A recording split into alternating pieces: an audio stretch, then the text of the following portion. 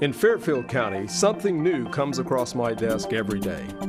Crimes are committed, cases are solved, and a community is made safe by the hardworking employees of the Fairfield County Sheriff's Office.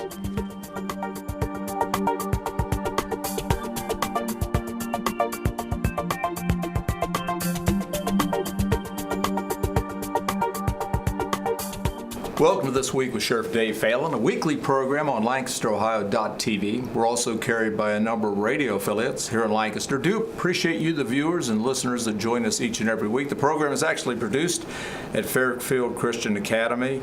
Our behind-the-scenes executive producer, Kelly Roberts, does a great job lining the guests up and getting some of the questions together. We have a very important show this week and next week. I urge you to make sure you stay with us and mark next week on your calendar. We have Judy Seifert with us. Judy, it's so good to have you. I appreciate you taking time.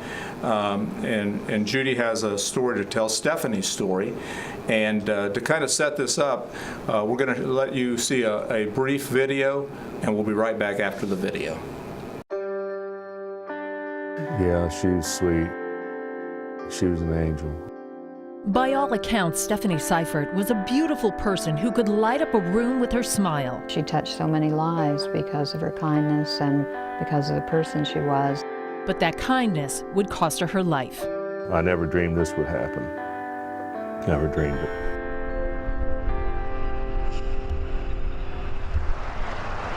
Seifert was rediscovering life in Lancaster after ending a troubled 20-year marriage to Kevin Adams, her high school sweetheart. Friends say Adams was verbally abusive to Seifert. Her parents would find that out later. It's hard to imagine, and we were so close with them all the time. And if people aren't talking about it, I mean, you don't know. But no one expected the violence that rocked a sleepy neighborhood last October. Lancaster 911, where's your emergency? Adams somehow got into his ex-wife's Cleveland Avenue house and confronted her and off-duty Lancaster police officer Randy Bartow, who was visiting. He beat them and then left the house only to return with a gun. Please, Kevin, put the gun away. The horrific 911 call captured it all. Why did you do that? Adams killing Bartow and then pointing the gun at Stephanie. Kevin, don't point that gun at me, Kevin. Judy Seifert says she had to listen. I heard her first breath, and as a mother, I wanted to hear her last breath. And during those horrific final moments, Judy Seifert heard something that gave her comfort. Jesus, please help me. And you hear her praying, asking Jesus to be with her, God to forgive her of her sins, and to go with her. He's screaming and telling her to stop now, not to pray. She's oblivious to it at that point. Adams killed Seifert before turning the gun on himself. The months since have been rough ones for the Seiferts. Brandt tattooed pictures of Stephanie on his calves, one of her as a baby, the other as a young woman. Judy finds peace in telling others Steffi's story, a Facebook page warning other families about domestic violence. I get so many private messages on there where that page has already helped mothers of teenagers to break up relationships. One, a friend of mine from high school. The one thing women have to remember, when you get the courage to break away, you can't ever go back. You can have no contact at all. Brandt Seifert says parents need to trust their instincts. If you've got that gut feeling in your stomach about the boy that your daughter's dating, stick with your gut feeling. Because I had that gut feeling, but now my daughter's dead. He wishes that parental instinct had kicked in 25 years earlier. I don't want any parent to go through this. I don't know if I ever get over it. I don't think I will.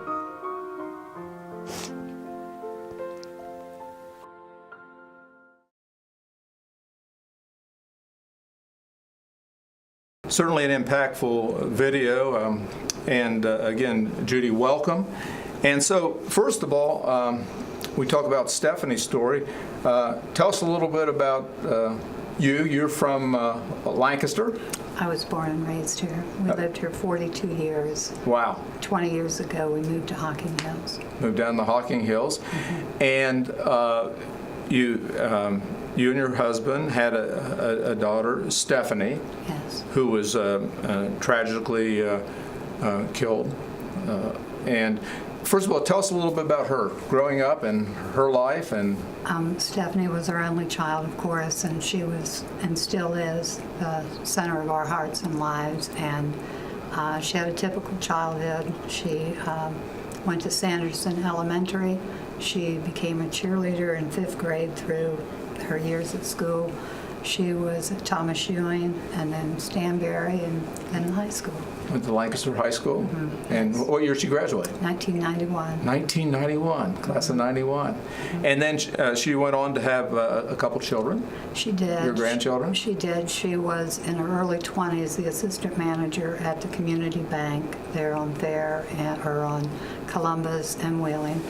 And because she had small children, she didn't want to take so much of her time. And so she became a realtor, and she was a realtor for 20 years. Really? And Okay. then when she divorced, she took a 2 nights a week job at Rooster's Restaurant for extra money in between selling homes.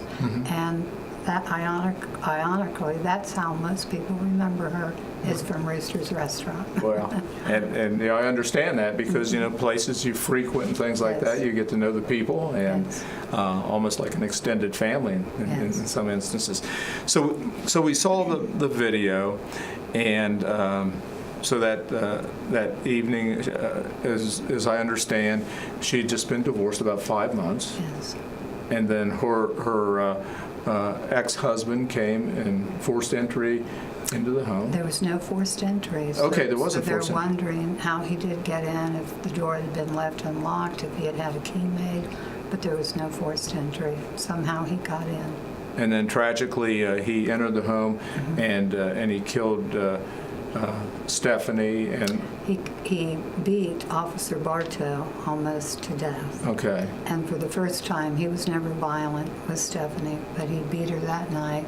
And the coroner shared with us he actually broke Stephanie's jaw.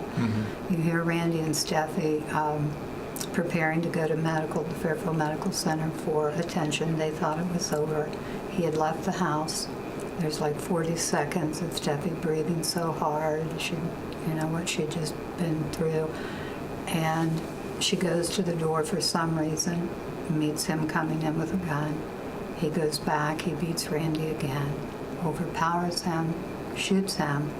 4.5 minutes, he taunts my child that she's going to die.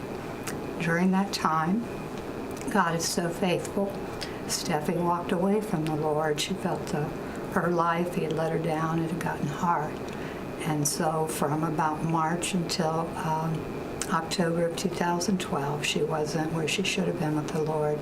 But during that horrific time, he gave her clarity of mind.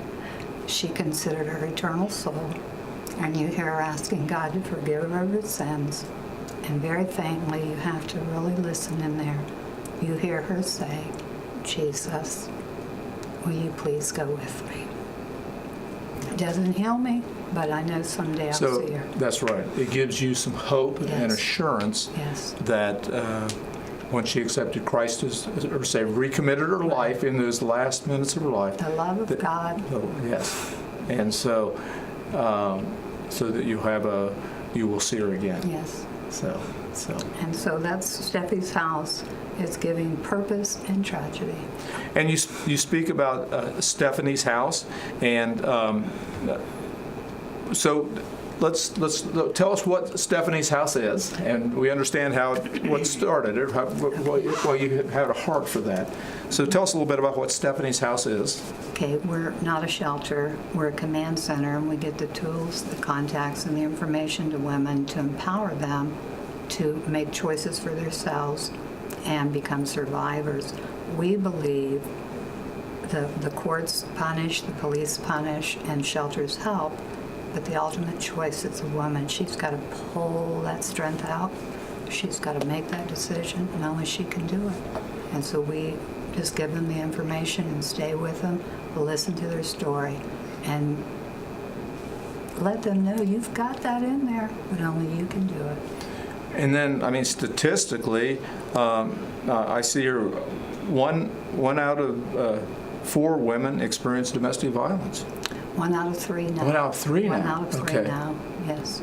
And then if a woman is in an abusive relationship, and that doesn't always mean physical, does it? No. It's other things. No. It's verbal, emotional, mental, taking your finances from you, just controlling your life. That's abuse. Okay. And that's a part of domestic violence. And then as part of Steffi's house, you try to kind of give them the tools and help them kind of get out of these relationships. Well, we don't give advice at Steffi's house. We give them the information, and then we share Steffi's story with them. And when they hear her story, back in 2013, there was a woman at OUL when I spoke. After hearing my daughter's story, the instructors kept saying they'd been trying to convince her she was in domestic violence. She's from this area, prominent business, and the woman, hearing Steffi's story, said that's so similar to mine. She got the courage to do it, and she made her safety plan. She got out, and she wanted them to get the information to me. It was listening to my daughter's story. That's medicine. Yes. That family is saved, and it was listening to my daughter's story. And domestic violence crosses all lines, doesn't it? It's people that are educated, uneducated, different races, different social, economic situations in their life. It seems to be all over the board, doesn't it? It can happen to anybody, yes. Yeah. And then if someone wanted to get in touch with you, we're going to be back next week, and we'll talk a little bit more about some things that women can do if they're in an abusive relationship. But how do they get in touch with you? We have a 24/7 helpline, and it's 740-823-2000. And then we have a website, steffishouse.org, and we have a Facebook page. And then we have an office at 109 North Broad, Suite 300. Okay. Now, is there someone there at the house or at the shelter all the time, or not the shelter, but your establishment all the time? We're open 10 to 4, and I'm usually there, but there are times that I'm not. Okay, but they can call you and set up a time to come in? Yes. Okay. Judy, impactful. And we've done this show on radio 16 years and on television about the last 8 or 9 years. And so there's probably no program's been more important. And I appreciate you coming in. I appreciate you being back next week. Again, if you're one of our listeners or viewers, make sure you tell a friend. Make sure that you tune in next week to hear more of Judy's story. Judy Seifert with us, Steffi's house, and we're about out of time. Until next week, same time, same place. If you're driving, buckle up. God bless, and we'll see you right here next week.